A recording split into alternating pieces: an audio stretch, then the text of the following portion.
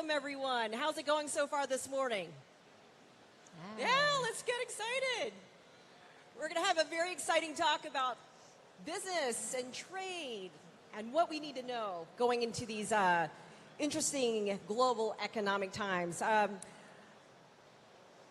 have the pleasure of introducing two of our guests today, Sara Wilshaw and Cruz.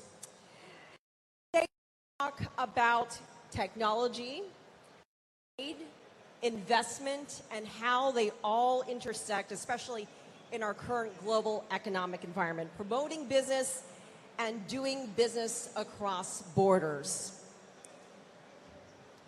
So, first of all, we're here at Web Summit Rio, the first, an amazing crowd, but we're here in Brazil, Latin America's largest country. And I want you guys to walk us through your perspective from your country's point of view as you look at doing business with Brazil and in the region. Sara, let's start with you. Sure. Well, this is my first time in Brazil, my first time in Rio, obviously. And I think, why haven't I been here earlier? This is amazing. Like, what is going on here is incredible. And you can see it.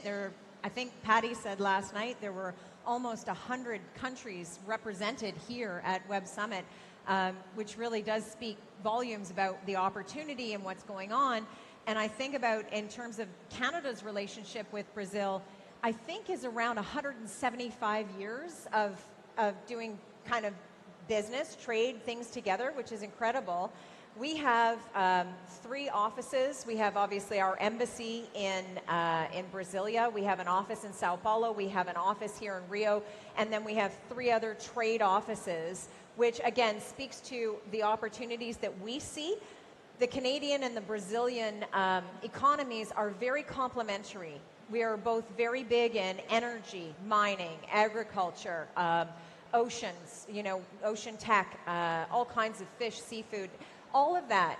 And so we have, I think, a lot of things that we can do together. And increasingly now we've got ties in science, tech, innovation, in education, and just so much more. So there's a lot of really exciting things going on. And Bernardo, we know that Portugal and Brazil have a lot of ties, a special relationship. Let's talk about that from Portugal's point of view as well, and what more you want to do. Well, Portugal and Brazil have been friends for centuries now. We were very happy to be a part of the celebrations of the 200th anniversary of the Brazilian independence from Portugal, and we were very excited about that. The fact that we have a Web Summit in Portugal and a Web Summit in Rio now speaks volumes about the importance of our common heritage, and particularly the Portuguese language as a language of technology and business. We all speaking in English because, as like Sara said, 95 different nationalities around the place.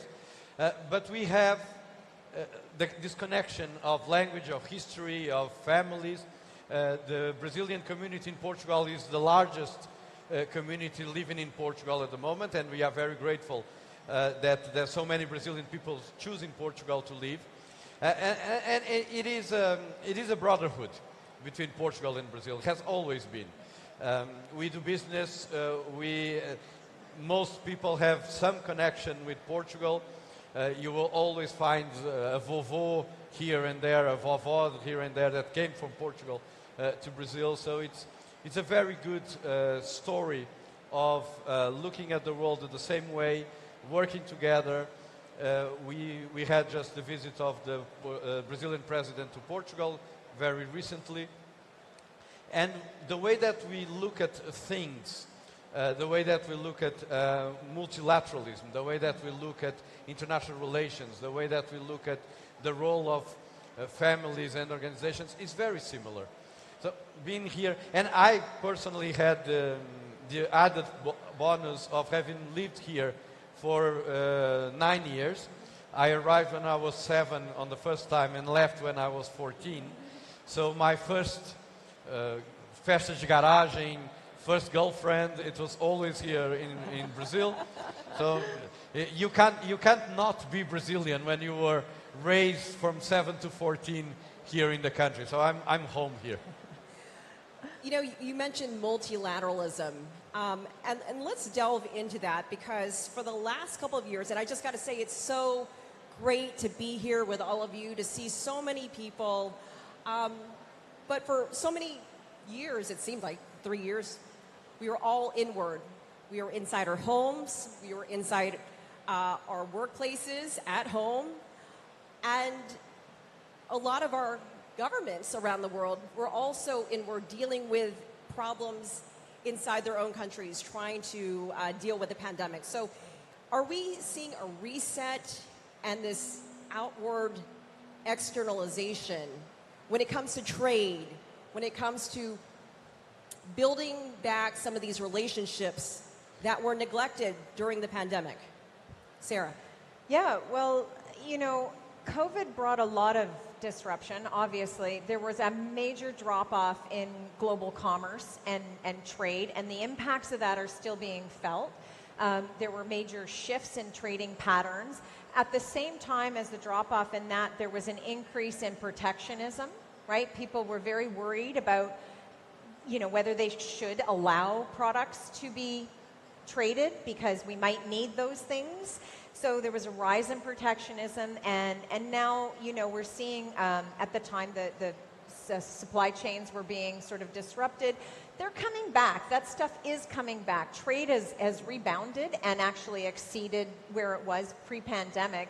But the shifts in those trading patterns have sort of lasted. Supply chains are getting, I think, a little easier, but businesses, and you all would know better than government, but businesses have moved from kind of just in time to just in case. We're hearing that more and more. So people are thinking about how do they reduce their vulnerability? How do they increase their resilience in the face of these kinds of changes? And so that's where the partnerships start to come in. That's where we look at, okay, how can we help as governments? We think about how can we help build resilience? So part of that comes from an assessment of where you're vulnerable and what's critical. And then it comes from looking to the future, what's next, what's needed, what might we need. I will also add, of course, you know, there's, at the end of COVID, we didn't really expect that Russia would illegally invade Ukraine. And now we have a war in Europe.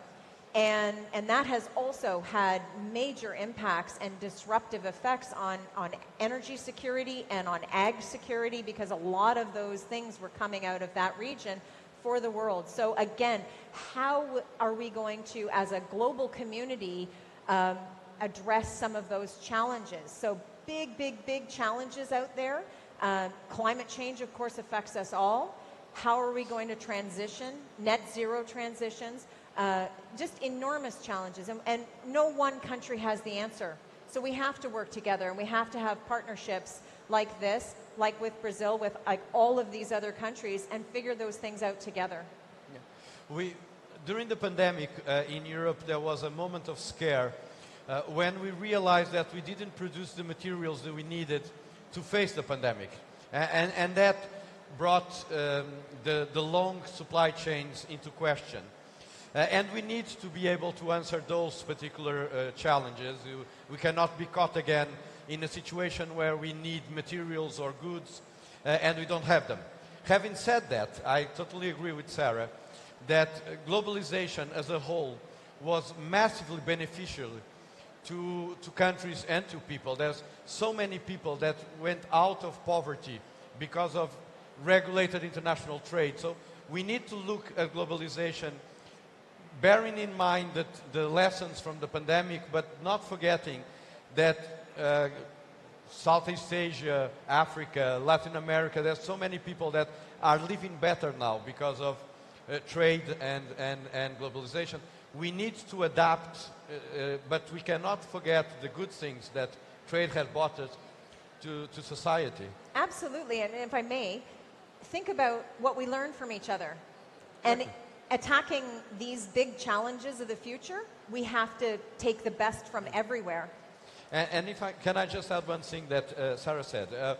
The war in Ukraine, the invasion of Ukraine by Russia, for Europe is particularly troublesome because we had a history of wars until 1945. Europe was always at war.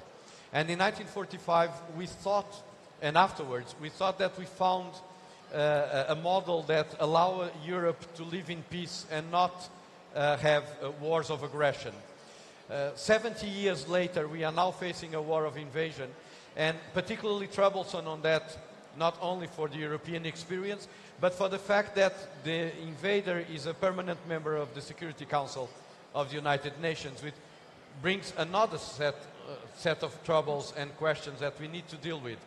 So Brazil, Canada, Europe, places where we look at the world, Latin America, we look at the world in very similar ways. We need to work together. We need to build this coalition of the way that we think of diplomacy and rule of law and democracy and human rights, because the world is very complicated. If you don't work with friends, you will not find people to work with.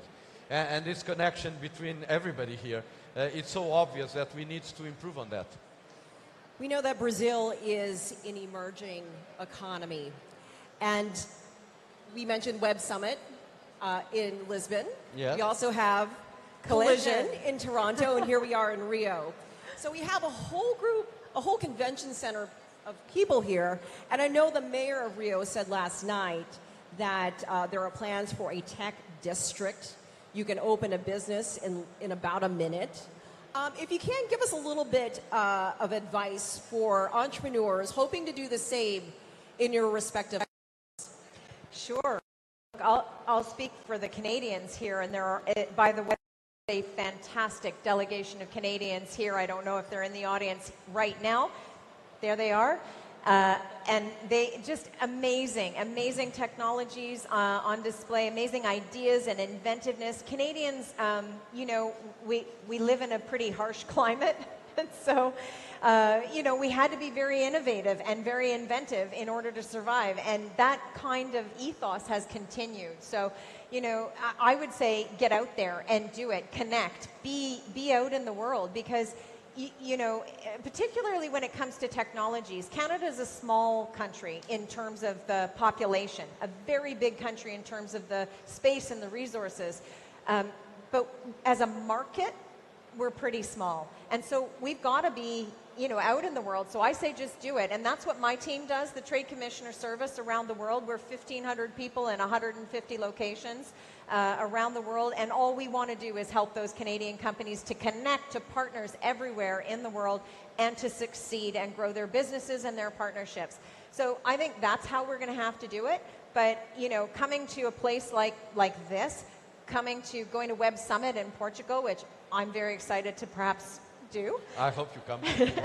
and then, of course, being in Toronto for Collision. Toronto is an incredible city made up of immigrants. Most of the people in Toronto, like 50% of the population, are first generation, which means, by the way, not just the Portuguese language, but yes, you can come to Toronto and speak Portuguese. You can come to Toronto and speak over 100 different languages if you like. There will be somebody there to talk to. There's no doubt. And we're very multicultural, we're very diverse and dynamic, and I think that's what we want to bring out to the rest of the world. Well, contrary to Canada and Brazil, Portugal is not a big country in terms of geography. From the Algarve to the north of Portugal is a little more than from Rio to São Paulo. It's beautiful, though. But it is a country with a large history and soul. We've been everywhere. And we've been everywhere. When we arrived here in the 1500s, we arrived here because we did what you all doing at the moment. We took knowledge and we applied to something new. So we took knowledge from churches and convents, and we learned how to build boats and sails and how to sail the seas and end up arriving here in Brazil and elsewhere. Every time I speak with you guys who are now building this new adventure that we're going together, I'm always excited about the fact that when I ask what do you do, what are you building or what are you doing, your answer is always, I'm doing something that has social impact, or I'm doing something that has environmental sustainability in it.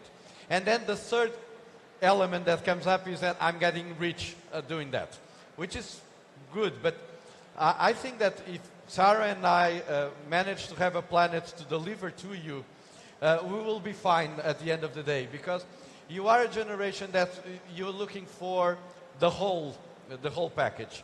The package of economic growth that we need. Without economic growth, we cannot create a better conditions, life condition for everybody. But you are doing that at the same time that you are holding to environmental sustainability and social impact. And that is absolutely brilliant, and that's the way that we all should look at this. So Portugal, sailing around because we brought knowledge and science to public policies. Then and now again, this new revolution is based again in innovation, in curiosity, in bringing science and knowledge to social impact and environmental impact. Canada, which is the closest cousin we have in North America, and Brazil. I mean, well, let's not waste time talking about how Portugal and Brazil get together alone. I'm really optimistic when I come to these places and I talk with people, and I see that you are bringing the whole three things that we need to bring together: economic growth, social development, and environmental sustainability. And that's part of the whole way that you look at business and the world. So I'm optimistic about we're going to move into the future. And Sara, I'll let you have the last word. Any advice for the entrepreneurs that are out here, the young people? What are some of the solutions, some of the problems that we need solutions for? Well, I think, Bernardo said it, like what we're trying to do is, as governments, right? And governments don't do business. You all do business, right? So how can we help you? How can we create the frameworks that will support you going further into the world? And how can we help create the frameworks that answer those big questions, bring those solutions out into the globe, the things that we need to do together. So when we talk about ESG, absolutely. Other multilateral conversations that are taking place around the frameworks of the next economy, right? So digital, cyber, you name it, AI. What are the frameworks that help support business growth and entrepreneurship, but also put kind of the guardrails around safety and security and making individuals feel like they can be secure when they are participating in the global economy. So there's a lot of things in there to kind of unpack, but I think through the WTO and through the G7 and G20 and these kinds of conversations, as well as at the UN, we can start to build those. That's what governments need to be doing, is building those frameworks that support all of you to do what you do so well, which is come up with incredible ideas and socialize them. All right, Sara Wilshaw, Chief Trade Commissioner of Global Affairs Canada, and Bernardo Cruz, Portugal's Secretary of State for Internationalization. Obrigada to both of you. Thank you so much for an amazing session. Obrigado. I hope everyone enjoyed our conversation. Thank you.